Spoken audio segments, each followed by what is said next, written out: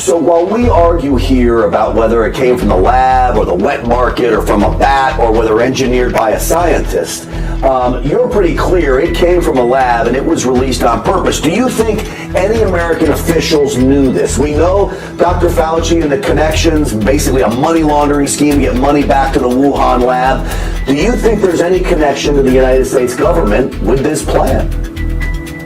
Well, absolutely, Grant. I think there's no doubt right now from already public available information that U.S. funded this gain-of-function research in Wuhan Virology Lab. Now, if the U.S. government, if Congress really want to find out the origin of the CCP virus and this bioweapon against America, I suggest the U.S. Congress and U.S. government investigate into Dr. Fauci's relationship with Dr. Wang Yanyi, the General Director of Wuhan Institute of Virology. I suggest U.S. Congress look into how those two individuals, how Dr. Fauci came to know Dr. Wang Yanyi, what their personal relationship is, and what their financial relationships. I think that will cover everything the U.S. Congress needs to know about the origin of the CCP virus.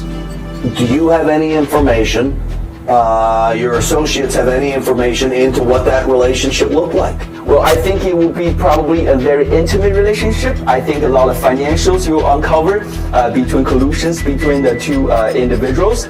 Now, I will also mention, right, that many people have seen Yan on Tucker Carlson's a few days ago.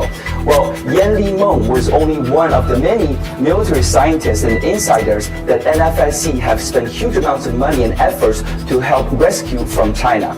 After we have rescued her out of communist China, we realized that she's a pathological liar and extremely dishonest who have defrauded Rule of Law Foundation donors of hundreds of thousands of dollars.